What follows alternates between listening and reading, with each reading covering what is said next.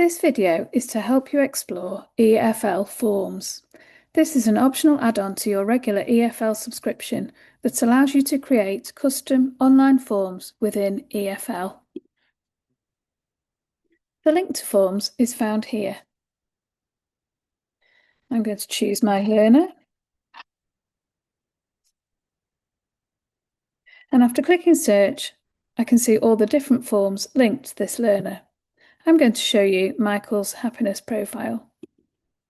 Forms are made up of different types of elements, and in this particular example, the elements are mainly text boxes, along with a learner avatar. In essence, we're creating a flexible workspace where we can collate information from a variety of stakeholders. So, for example, we can include information from home, from different staff who work with Michael, etc. And we can build up a really rich picture of what makes Michael happy. And we can enrich that information by linking the elements of the form to appropriate evidence through the use of tags. This brings the written notes alive, showing exactly what the content of the form looks like. For example, we can see that Michael loves playing with the lion puzzle, and by looking at the attached evidence, we can clearly see which puzzle it is and how this impacts on his learning. I return to my form using the View Form button at the top. I can easily edit the form to add more information and ensure it is up to date. Let's add water play to the sensory experiences that Michael enjoys.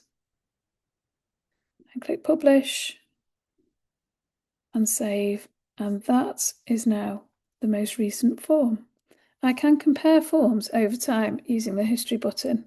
Imagine what this form would look like at the beginning of the school year and at the end, and the amount of progress captured there that is often missed in paper versions. It's really easy to create a PDF of a form. We can select making a blank version for making notes on or for sending home for a family to fill in, or we can print the latest response with or without the evidence attached. We can then download the form and send it to print, or save it as a PDF on a computer. If I have a new pupil that I'd like to create a new form for, I click on New Form, choose the template I'd like to use, so I'll choose the happiness profile, choose my learner, tap Create, and I can start using this template to add in my information for this pupil.